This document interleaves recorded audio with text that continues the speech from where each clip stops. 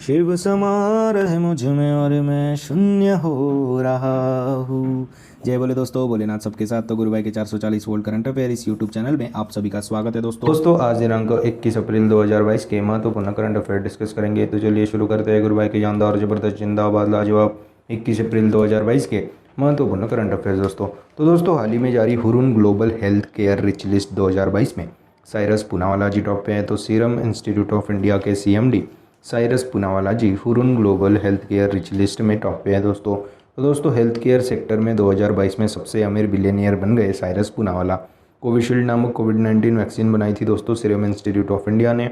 और global health care billionaire लोग सबसे ज़्यादा चाइना में हैं, टोटल 34 लोग हैं दोस्तों global health care billionaire China में। दूसरे नंबर पे USA में हैं जो कि 16 लोग हैं दोस्तों ग्लोबल हेल्थ केयर बिलियनियर। और भारत में 9 हेल्थ केयर बिजनेस बिलियनियर लोग हैं दोस्तों, जो कि अपन 5वें नंबर पे आता है भारत, जहाँ पे 9 हेल्थ केयर बिजनेस बिलियनियर्स है। और दोस्तों हाल ही में आई अभी हुरून रिच लिस्ट 2022 आई थी, जिसमें टॉप पे रहते एलॉन मस्क, भारत के मुकेश अंबानी 9वें नंबर पे थे। और Hurun richest self made billionaire list woman में 2022 में टॉप पे थी चाइना की वू याजून जी, और फल्गुनी नायर अपने इंडिया की 10वें स्थान पे थी। तो दोस्तों हाल ही में जारी Hurun global health care rich list 2022 में साइरस पूनावाला जी टॉप पे हैं दोस्तों। नेक्स्ट पे चलते हैं। तो दोस्तों हाल ही में व्लादिस्लाव येस्पेंको को पेन या Barbey freedom to write award के लिए चुना गया। तो यूक्रेनियन पत्रकार है दोस्तों येस्पेंको जी, इनको अभी PEN Barbey freedom to write award के लिए चुना गया। 2021 में गिरफ्तार किए गए थे दोस्तों। तो दोस्तों विस्फोटकों के कथित कब्जे और परिवहन के लिए रूसी श्रम शिविर में 6 साल की सजा सुनाई गई थी दोस्तों व्लादिस्लाव येस्पेंको जी को।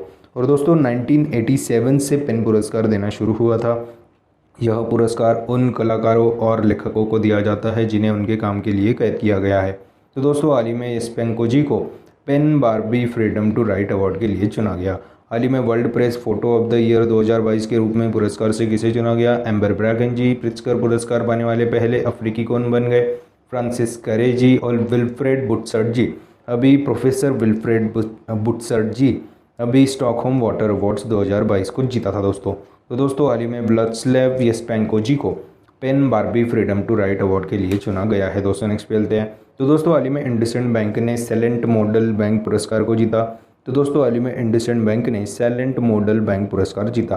तो दोस्तों इंडसइंड बैंक को best in class enterprises payment hub बनाने के लिए पेमेंट सिस्टम ट्रांसफॉर्मेशन की कैटेगरी के तहत ग्लोबल सैलेंट मॉडल बैंक पुरस्कार से सम्मानित किया गया इंडसइंड बैंक को। और दोस्तों हाल ही में इंडसइंड बैंक ने ग्रीन फिक्स डिपॉजिट स्कीम को शुरू किया था। इंडस मर्चेंट सॉल्यूशन नामक एप्लीकेशन ने outstanding digital CX SME payments के लिए CX अवार्ड्स 2022 को जीता था।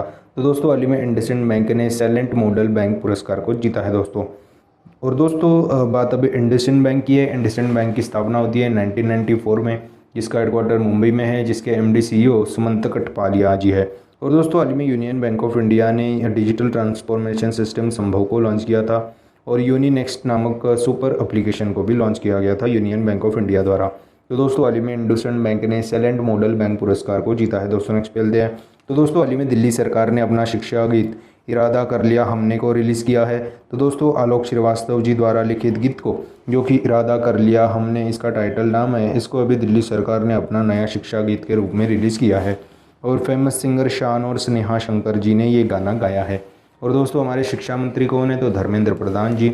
और दोस्तों हाल ही में दिल्ली सरकार ने अपना शिक्षा गीत इरादा कर लिया हमने को रिलीज़ किया है दोस्तों। और दोस्तों दिल्ली से याद आया, हाल ही में प्रधानमंत्री नरेंद्र मोदी जी ने PM संग्रहालय को लॉन्च किया गया था।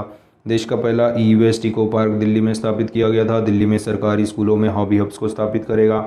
उन्नति नामक ई-लर्निंग एप्लीकेशन भी लॉन्च किया गया था दोस्तों दिल्ली में। और देश का पहला स्मोक टावर भी दिल्ली में स्थापित किया गया था। भारतीय रेलवे ने किशनगंज दिल्ली में भारत की सबसे बड़ी कुश्ती अकादमी स्थापित करने की घोषणा की थी। तो दोस्तों हाल ही में दिल्ली सरकार ने अपना शिक्षा गीत इरादा कर लिया हमने को रिलीज़ किया है दोस्तों। नेक्स्ट पे चलते हैं। तो दोस्तों हाल ही में अप्रैल 2022 में national level pollution response exercise, जिसका नाम है नेट पोलरेक्स नामक एक्सरसाइज को गोवा में शुरू किया गया। तो 19 अप्रैल 2022 को इंडियन कोस्ट गार्ड का national level pollution response exercise NATPOLREX नामक एक्सरसाइज को गोवा में शुरू किया गया है। और दोस्तों इसका नेट पोलरेक्स का 8वां संस्करण है दोस्तों, जो कि एक national level pollution response exercise है। और दोस्तों हमारे रक्षा सचिव अजय कुमार जी ने नेट पोलर एक्स का उद्घाटन किया। इस अभ्यास में 50 एजेंसी के 85 से ज़्यादा पार्टिसिपेंट ने पार्टिसिपेट किया। दोस्तों नेट पोलर एक्स का उद्देश्य क्या है? तो समुद्री रिसाव से निपटने में सभी हितधारकों की तैयारी और प्रतिक्रिया क्षमता को बढ़ाना, यह उद्देश्य है दोस्तों नेट पोलर एक्स, जो कि एक national level pollution response exercise है, जो कि इंडियन कोस्ट गार्ड द्वारा शुरू किया गया था। और हाल ही में इंडियन कोस्ट गार्ड के 24वें प्रमुख कौन बन गए थे? वीएस पठानिया जी बन गए। और पोल्यूशन से याद आया, अभी IQ एयर ने एयर क्वालिटी रिपोर्ट 2021 को जारी किया गया था।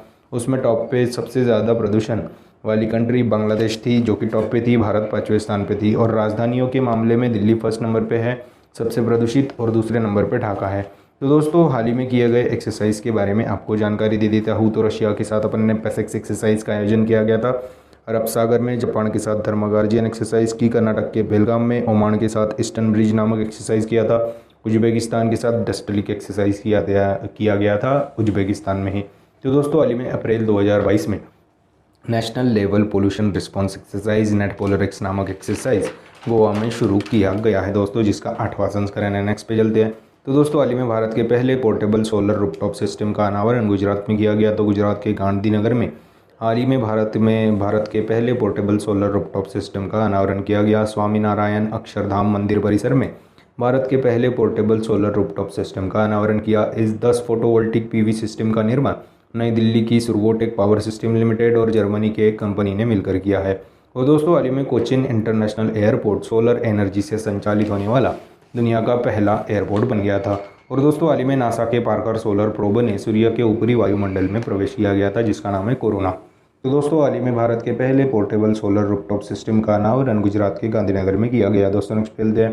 तो दोस्तों हाल ही में India smart cities award competition 2020 में उत्तर प्रदेश राज्य को बेस्ट स्टेट का पुरस्कार जीता। तो दोस्तों हाल ही में India smart cities award competition 2020 में उत्तर प्रदेश राज्य को बेस्ट स्टेट का पुरस्कार दिया गया दोस्तों। और यूनियन टेरिटरी में बेस्ट यूनियन टेरिटरी चंडीगढ़ को मिला दोस्तों यह पुरस्कार। और दोस्तों India smart cities award competition में लीडरशिप अवार्ड भी दिया गया, जो कि 3 शहरों को दिया गया।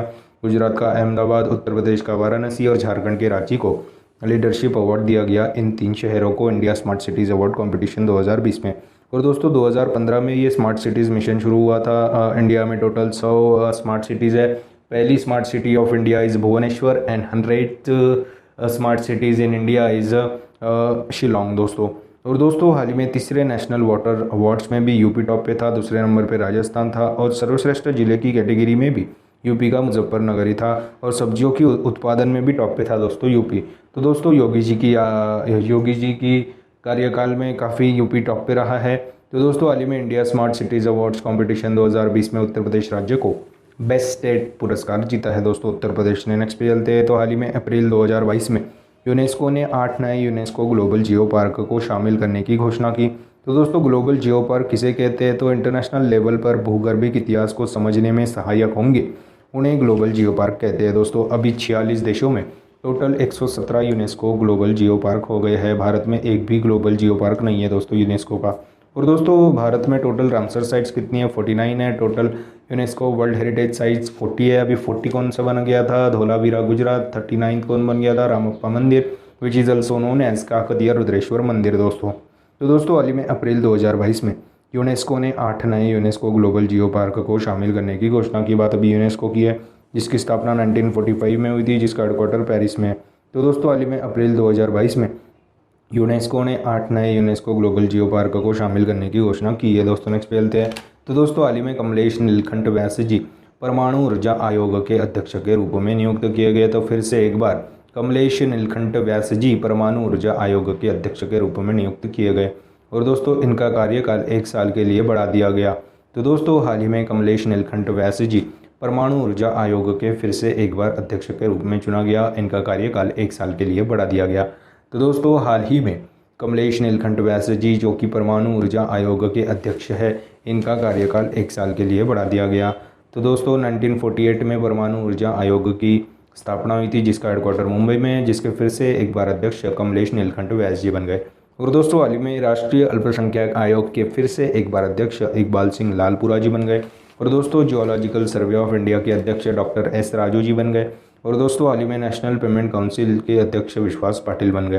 तो दोस्तों हाल ही में कमलेश नीलकंठ व्यास जी परमाणु ऊर्जा आयोग के फिर से एक बार अध्यक्ष के रूप में चुना गया। इनका कार्यकाल 1 साल के लिए बढ़ा दिया गया। दोस्तों नेक्स्ट पे चलते हैं। तो दोस्तों हाल ही में अप्रैल 2022 से पहली सेमिकॉन इंडिया 2022 कॉन्फ्रेंस का आयोजन बेंगलुरु में किया गया। तो दोस्तों सेमीकंडक्टर पर होने वाला एक कॉन्फ्रेंस है दोस्तों, सेमिकॉन इंडिया 2022 कॉन्फ्रेंस, जिसका आयोजन कर्नाटक की राजधानी बेंगलुरु में किया गया। तो अपनी तरह की पहली सेमिकॉन इंडिया 2022 कॉन्फ्रेंस का आयोजन कर्नाटक की राजधानी बेंगलुरु में किया गया।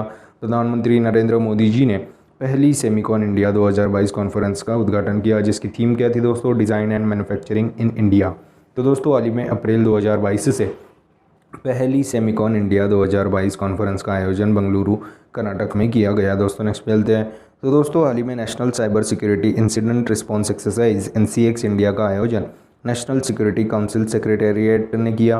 तो दोस्तों हाल ही में national cyber security incident response exercise, जिसका नाम है NCX इंडिया का आयोजन राष्ट्रीय सुरक्षा परिषद सचिवालय ने किया। तो दोस्तों NCX इंडिया का फुल फॉर्म क्या होता है, तो national cyber security incident response exercise दोस्तों, जिसका उद्घाटन भारत के राष्ट्रीय सुरक्षा सलाहकार अजीत डोभाल जी ने किया। 18 से 29 अप्रैल तक चलेगा दोस्तों NCX इंडिया, जिसका आयोजन राष्ट्रीय सुरक्षा परिषद सचिवालय में किया गया, जिसका उद्देश्य क्या है, साइबर अटैक्स को रोकना, साइबर सिक्योरिटी को बढ़ावा देना। यह national cyber security incident response exercise NCX India का उद्देश्य है दोस्तों पूरी तरह से। तो दोस्तों हाल ही में national cyber security incident response exercise NCX India का आयोजन नेशनल सिक्योरिटी काउंसिल सेक्रेटेरिएट ने किया, यानी कि राष्ट्रीय सुरक्षा परिषद सचिवालय ने आयोजन किया दोस्तों।